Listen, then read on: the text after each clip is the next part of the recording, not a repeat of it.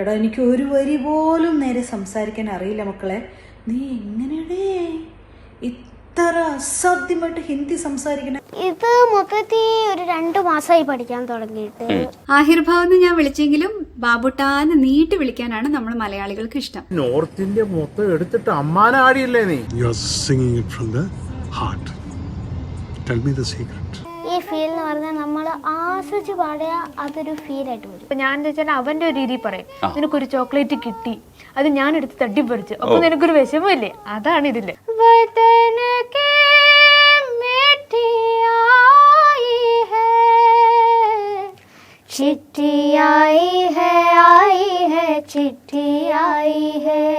ഞങ്ങള് പോയിട്ട് നമ്മള് നേരെ കുറച്ച് 15 മിനിറ്റ് കഴിഞ്ഞപ്പോ ലാലേട്ടൻ വന്നു, എല്ലാം കണ്ട് പിന്നെ ഫോട്ടോ ഒക്കെ എടുത്തു. ലാലേട്ടന്റെ കെട്ടിപ്പൊക്കെ പിടിച്ച്.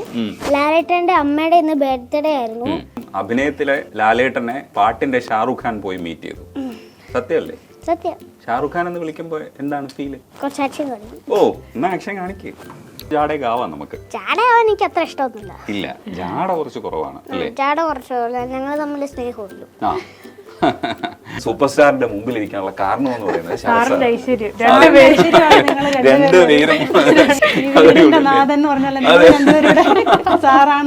ബേസിക്കലി എനിക്ക് കലയുമായിട്ട് ഒരു ബന്ധമില്ല. 1 2 3 ഗോ.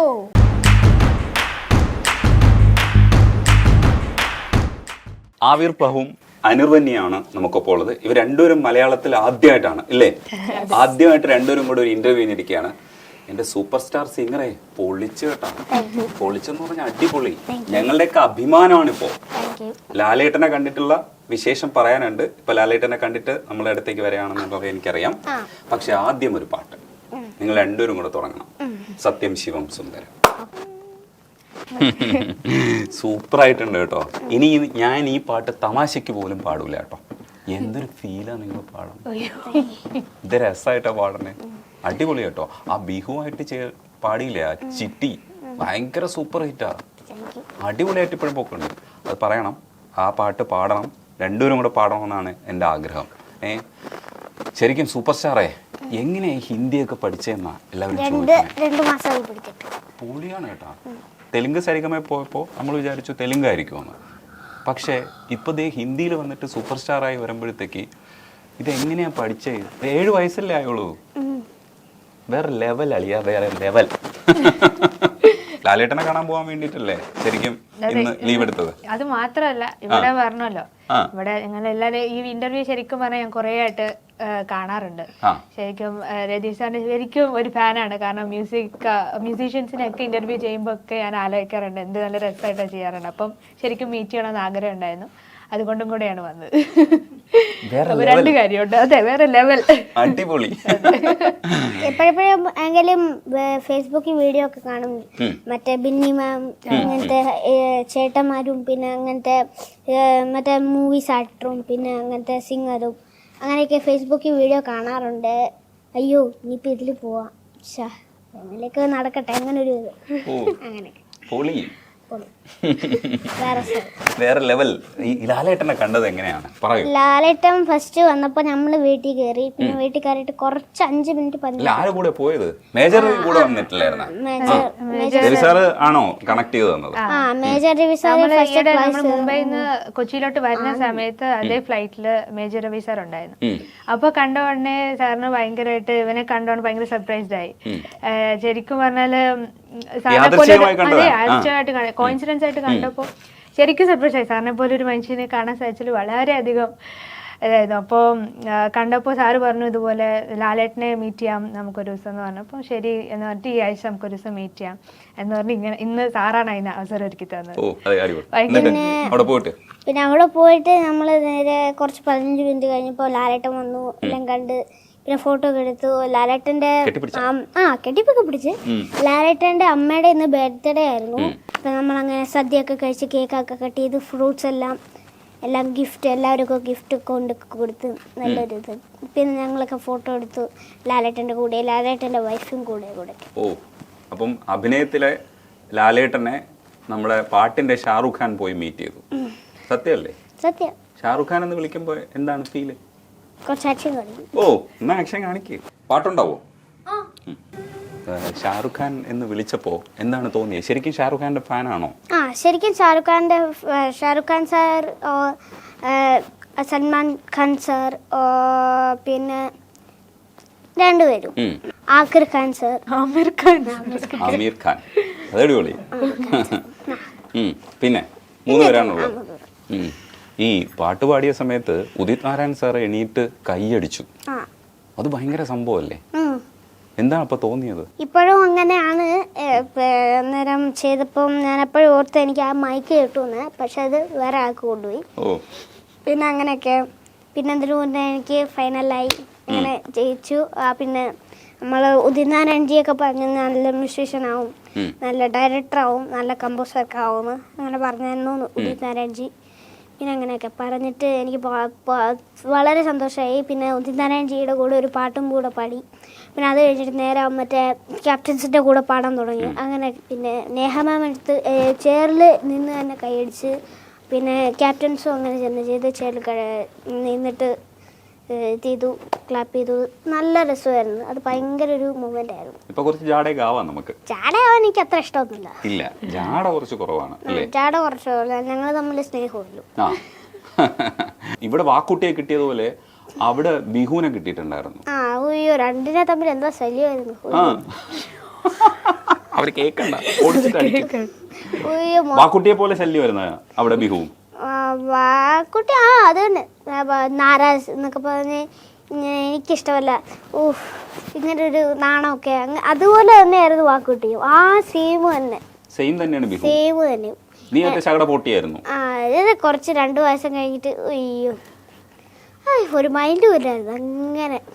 പിന്നെ ലാസ്റ്റ് ഫൈനൽ പോകാൻ നേരം അവളൊന്ന് കുറച്ച് ഇമോഷണലായി. എന്താന്ന് വെച്ചാ കുറെ നേരമല്ല എല്ലാവരും പോവാ, ഫ്രണ്ട്സ് എല്ലാവരും പോവും, അങ്ങനത്തെ ഒരു ഇതൊക്കെ. അതൊരു ശരിക്കും ഇവര് തമ്മിൽ ഒരു ബ്രദർ സിസ്റ്റർ പോലെ ഒരു റിലേഷൻ ആയിരുന്നു. കാരണം ഇവൻ പാടുമ്പോ ഒക്കെ ഇടയ്ക്കൊക്കെ ഇങ്ങനെ കൈയൊക്കെ കാണിച്ച് ഒരു അനിയനെ എങ്ങനെ നിയന്ത്രിക്കും അങ്ങനെയൊക്കെ എഴുതി. അപ്പം അവക്കും ഭയങ്കര ലാസ്റ്റ് തീരാറപ്പോ ഭയങ്കര ഇമോഷണലായി. ഭയങ്കര ഇമോഷണൽ പെട്ടുപോയായിരുന്നു. അപ്പം നമുക്ക് ബിഹുവിനെ ഓർത്തിട്ട് ചിട്ടിയായി ഹേ രണ്ടുപേരും കൂടെ 2 വരി പാടിയിട്ട് ബാക്കി വിശേഷത്തിൽ. ചിട്ടിയായി ഹേ ആയി ഹേ ചിട്ടിയായി ഹേ, ചിട്ടിയായി ഹേ ആയി ഹേ ചിട്ടിയായി ഹേ, चिट्ठी आई है वतन से चिट्ठी आई है, बड़े दिनों के बाद हम बेवतनों को याद वतन के मिट्टी आई है, चिट्ठी आई है चिट्ठी आई है, चिट्ठी आई है वतन से चिट्ठी आई है. അനിർവന്യ ശരിക്കും തെലുങ്കിലായിരുന്നു സരിഗമപയില് ഫൈനലിസ്റ്റ് ആയിരുന്നു. തേർഡ് റണ്ണർ ആയിരുന്നു. നിങ്ങൾ രണ്ടുപേരും കൂടെ പാട്ട് പാടുന്ന വീഡിയോസിന് ഇപ്പൊ ഭയങ്കര ഹൈപ്പാണ്. അനിയൻ പഠിപ്പിക്കുന്നു, പിന്നെ ചേച്ചി പഠിപ്പിക്കുന്നു. എങ്ങനെയാ പഠിക്കാനൊക്കെ ഇരുന്ന് തരുമോ? ആ വീഡിയോ കാണുമ്പോൾ തന്നെയാണോ? ആക്ച്വലി ശരിക്കും അങ്ങനെയാണോന്ന് വെച്ചാൽ അല്ല, എല്ലാ വീട്ടിലും ഉണ്ടാകുന്ന പോലെ ഒക്കെ തന്നെ ഞങ്ങൾ തമ്മിൽ ഉണ്ടാവാറുണ്ട്.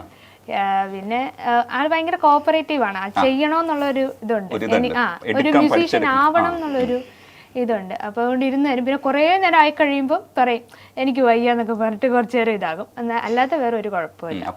ചോക്ലേറ്റ് ഒന്നുമില്ല, അടിയും തല്ലൊക്കെ ചോക്ലേറ്റ് ഒന്നുമില്ല. ഈ യൂട്യൂബിൽ ചേച്ചി നല്ല ടീച്ചറാണ്, പക്ഷെ യഥാർത്ഥത്തിൽ നല്ല ടീച്ചറാണ്. പക്ഷേ ഞങ്ങളിങ്ങനെ ഇങ്ങനെയൊക്കെ പോകുമ്പോൾ മുമ്പ് തന്നെ ആയപ്പോൾ ഞങ്ങൾ തമ്മിൽ ഒരു അടി പിടിയൊന്നുമില്ല. ഞങ്ങളങ്ങനെ ഗെയിമും ഇതൊക്കെ കളിച്ച് നമ്മൾ ഗെയിമും ഇടയ്ക്കിടയ്ക്ക് 5-10 മിനിറ്റ്സ് ഒക്കെ ഗെയിം കളിച്ച് ഇങ്ങനെ ഇരിക്കും. പിന്നെ ഗെയിം കളിച്ച് കുറച്ച് നേരം കഴിഞ്ഞ് പിന്നെ ഞങ്ങൾ കുറച്ച് ചോക്ലേറ്റ് ഒക്കെ തിന്ന് ആസ്വദിച്ചിരിക്കും. പിന്നെ പൊട്ടാറ്റോ ബിസ്ക്കറ്റ് കഴിച്ചിരിക്കും. അങ്ങനെയൊക്കെ പിന്നെ നമ്മൾ വീഡിയോ കണ്ടിരിക്കും കുറച്ച് നേരം. പിന്നെ അങ്ങനെ അത് കഴിഞ്ഞിട്ട് വീട്ടിലെ കാര്യം നമ്മൾ ശരിക്കും പറഞ്ഞാൽ ഞങ്ങൾ രണ്ടും ഒരേ പ്രായക്കാരെ പോലെയാണ്. മറ്റെല്ലാ സമയവും പാട്ട് പഠിപ്പിക്കുന്ന സമയം മാത്രമേ ഉള്ളൂ ഇച്ചിരി വഴക്കും പിടിയും ഒക്കെ. ബാക്കിയെല്ലാ സമയം ഞങ്ങള് ആരാ തിരിച്ചറിയാൻ പറ്റൂല, അതുപോലെ ആയിരിക്കും. രണ്ടുപേരെ അതെ, അമ്മയൊക്കെ ഇതെന്തോ ഈ കളിയൊക്കെ രണ്ടുപേരോട് ഇരുന്ന് കളിക്കുന്നതെന്നൊക്കെ. അപ്പൊ അങ്ങനെ ആ സമയത്ത് മാത്രം ഇച്ചിരി സ്ട്രിക്റ്റ് ആക്കി. അനിർവന്യക്ക് ഇപ്പൊ വയസ്സ് എത്രയായി? ഞാൻ 12th പഠിക്കുന്നത്. അപ്പൊ ഇവിടെ തുടങ്ങാറായിട്ടേ ഉള്ളൂ, ഇവിടെ തീരാറായി. നിൽക്കുകയാണ്. പക്ഷെ കണ്ടു കഴിഞ്ഞാൽ നിങ്ങൾ ഭയങ്കര കമ്പനിയാണ് കേട്ടോ. ഞങ്ങൾ വീട്ടിലെ കാര്യം നമ്മൾ അങ്ങനെ കുറച്ചു നേരം ഇങ്ങനെ വീട്ടിലൊക്കെ അമ്മ ചോദിക്കും. അപ്പോൾ അമ്മ പറയും രാവിലെ എണ്ണേക്കൂ. അപ്പോൾ രാവിലെ 6 മണിക്കൊക്കെ എണ്ണീറ്റ് ഭക്ഷണമൊക്കെ ഉണ്ടാക്കി വെക്കണ്ടേ സ്കൂളിലൊക്കെ പോകുമ്പോൾ. അപ്പോൾ അങ്ങനെ 6 മണിക്ക് എണ്ണീറ്റ് ഭക്ഷണം ഉണ്ടാക്കും. പിന്നെ എന്നെ വിളിക്കും, എണ്ണേക്ക് നമുക്ക് സ്കൂളിൽ പോകണ്ടായിരുന്നു എന്നൊക്കെ പറഞ്ഞ് വിളിച്ച് എണ്ണയിപ്പിക്കും. അങ്ങനെ എണ്ണയിപ്പിച്ചിട്ട് എന്നെ കുട്ടപ്പനാക്കി സ്കൂളിൽ കൊണ്ടുവിടും. ഇങ്ങനെ കുട്ടപ്പനായിട്ട് ഇങ്ങനെ അച്ഛൻ കൊണ്ടുപോകും. അപ്പോൾ സ്കൂളിൽ എത്തുമ്പോൾ ഞാൻ ഇങ്ങനെ പോകും. അപ്പോൾ ഇങ്ങനെ പോയിട്ട് ചേച്ചി അന്നേരം എൻ്റെ സ്കൂളിൽ തന്നെയായിരുന്നു പഠിച്ചുകൊണ്ടിരുന്നത്. ഇപ്പോൾ അത് മാറി, ഇപ്പോൾ വേറെ സ്കൂളിലായിരുന്നു. ഇപ്പോൾ വിശ്വജ്യോതിയിലായിപ്പോയി. പിന്നെ അത് കഴിഞ്ഞിട്ട് എൻ്റെ അവിടെ ഒരു ഫ്രണ്ട് ഉണ്ടായിരുന്നു, അതൊക്കെ കണ്ടില്ല. ഈ പ്രാവശ്യം കൂടെ പോയിരുന്നു, ഇന്നലെ തന്നെയാണ് പോയത്. ഇന്നലെ പോയപ്പം എൻ്റെ ഒരു ഫ്രണ്ട് ഉണ്ടായിരുന്നു, അവന് പനി പിടിച്ചേക്കുമായിരുന്നു, ഇന്നലെ വന്നില്ലായിരുന്നു.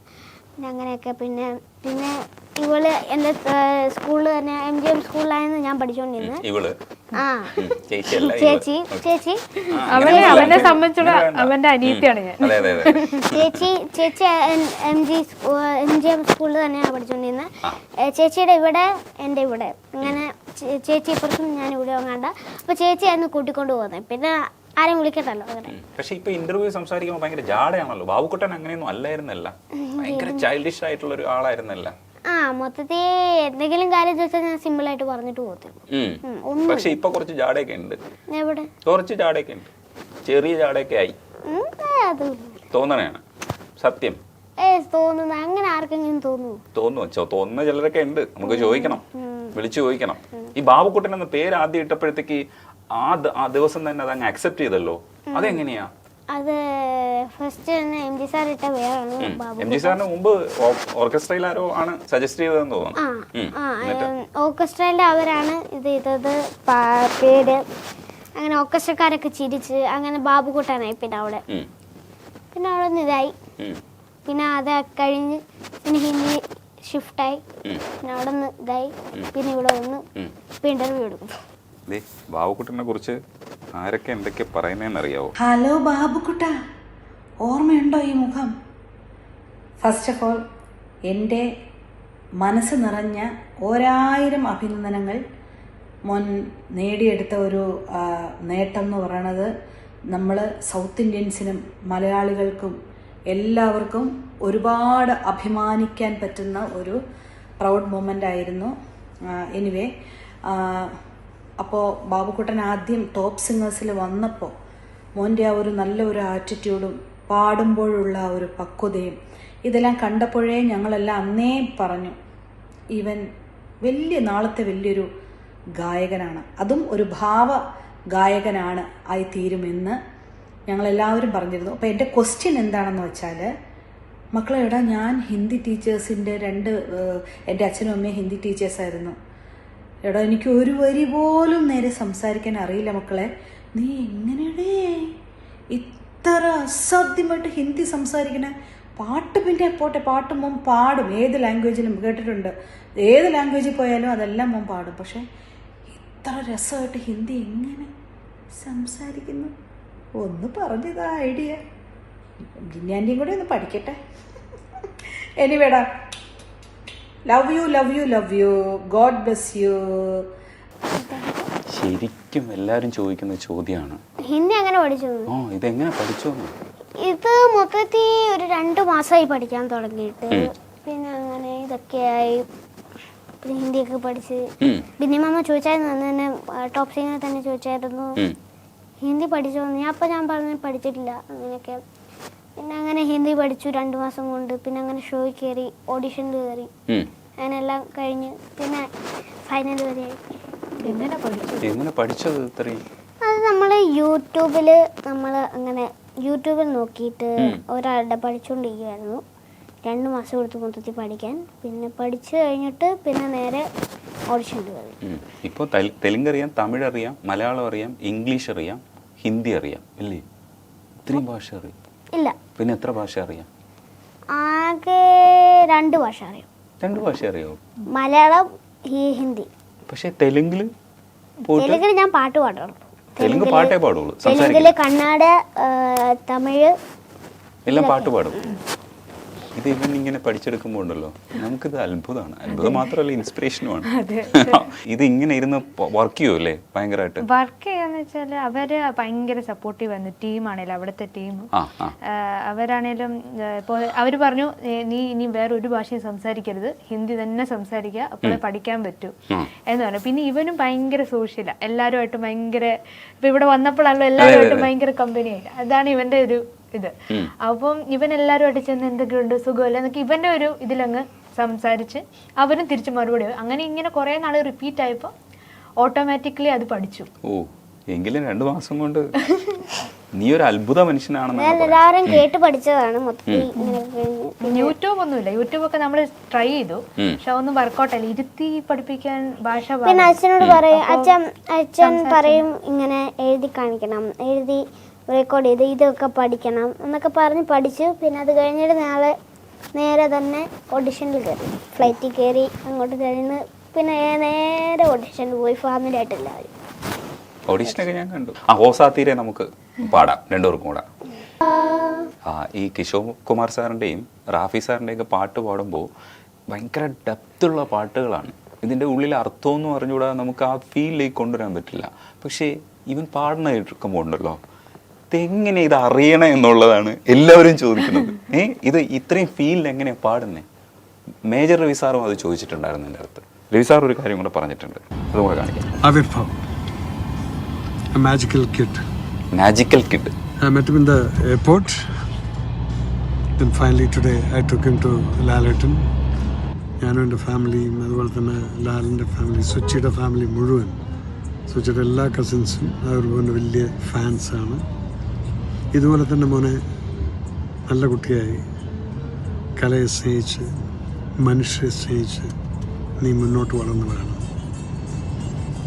മേലോട്ട് പോകുന്ന സമയത്ത് നമ്മൾ താഴത്ത് നിന്ന് വന്നതും നമ്മൾ രാമക്കൽമേടിൽ നിന്ന് വന്ന് എവിടെ എത്തി എന്നുള്ളത് ഒരിക്കലും നമ്മൾ മറക്കരുത്. ഓക്കെ? അതുപോലെ എവിടെയെങ്കിലും സങ്കടപ്പെടുന്ന മനുഷ്യരെ കണ്ടു കഴിഞ്ഞാൽ അവൻ്റെ ഒരു സാന്ത്വനം അവിടെ കൊടുത്തു കഴിഞ്ഞാൽ പലപ്പോഴും അവർക്കത് വലിയൊരു പ്രചോദനമായിരിക്കും. Okay, anyway, now if you are there, I would like to ask you one question. ഞാനിങ്ങനെ വണ്ടടിക്കും, ഈ ഹിന്ദി അറിയാത്ത കുട്ടി എങ്ങനെയാണ് ഇത്രയും വലിയ, അവിടെ ഞാൻ പലപ്പോഴും ഇതിൻ്റെ പ്രോഗ്രാംസ് കാണുന്ന സമയത്ത് വിചാരിക്കും ഹൗ ഹീസ് ഈ മാനേജിങ് എന്നുള്ളത്. പക്ഷെ ഇതിൽ ഏറ്റവും എന്നെ അത്ഭുതപ്പെടുത്തിയിട്ടുള്ളത് ഈ ഹിന്ദി പാട്ടുകൾ പാടുന്ന സമയത്ത് ഹിന്ദി അറിയാത്ത മോൻ്റെ മുഖത്ത് കാണുന്ന ആ എക്സ്പ്രഷൻ, ആ ഫീല്, ആ വാക്കുകൾക്കനുസരിച്ച എക്സ്പ്രഷൻ, അത് പെയിൻ്റെ ആണെങ്കിൽ പെയിൻ, പ്രണയത്തിൻ്റെ ആണെങ്കിൽ ആ പ്രണയം, എല്ലാവിധത്തിലുള്ള ഭാവങ്ങളും ഈ ഭാഷ അറിയാതെ മോൻ എങ്ങനെയാണ്, എനിക്കെൻ്റെ സംശയം, ആ ഒരു ചോദ്യമാണത്. ഈ ഭാഷ അറിയാതെ, അതിൻ്റെ അർത്ഥം അറിയാതെ മോൻ എങ്ങനെയാണ് ആ ഭാവം മുഖത്ത് കൊണ്ടുവരുന്നത്? Tell me that, how do you get that feel? നമുക്ക് കാണുമ്പോൾ അറിയാം you are singing it from the heart. Tell me the secret. Secret പറ. എന്താണ് ചോദിച്ചത്? ഇത്രയും ഫീല് എങ്ങനെയാണ്, ആ പാട്ടിന്റെ അർത്ഥം അറിഞ്ഞുകൂടാതെ എങ്ങനെയാണ് ഫീലിൽ പാടാൻ പറ്റണേ? ഈ ഫീലിൽ പാടാൻ പറ്റുന്നത് ചേച്ചി പറഞ്ഞിട്ട് തന്നെയാണ് ഫീൽ ഇതാവുന്നത്. ഫീല് അപ്പം ഈ ഫീൽ എന്ന് പറഞ്ഞാൽ നമ്മൾ ആസ്വദിച്ച് പാടിയ അതൊരു ഫീലായിട്ട് വരും. അങ്ങനത്തെ ഒരു ഇതുണ്ട്, അതാണ് ഫീൽ എന്ന് പറഞ്ഞത്. അതുകൊണ്ട് അങ്ങനെ വരും. ഈ ഫീല് അത് ആസ്വദിച്ച് പാടിയ ഫീലായിട്ട് വരും അല്ലേ? പറയുന്ന അർത്ഥം ശരിക്കും പറഞ്ഞു കൊടുക്കും അല്ലേ? അത് വോയിസ് ഇമിറ്റേറ്റ് ചെയ്യും? അല്ല, വോയിസ് ഇമിറ്റേറ്റ് ചെയ്യല്ല, അങ്ങനെ പറഞ്ഞു കൊടുക്കാൻ ഞാൻ പറയും ഇതിന്റെ സിറ്റുവേഷൻ ഇന്നതാ. ഇപ്പൊ നമുക്കൊരു സങ്കടം വരുവാണെങ്കിൽ അപ്പൊ ഞാൻ വെച്ചാൽ അവന്റെ ഒരു രീതി പറയും, നിനക്കൊരു ചോക്ലേറ്റ് കിട്ടി, അത് ഞാൻ എടുത്ത് തട്ടിപ്പറിച്ചു, അപ്പൊ നിനക്കൊരു വിഷമമില്ലേ, അതാണ് ഇതില്.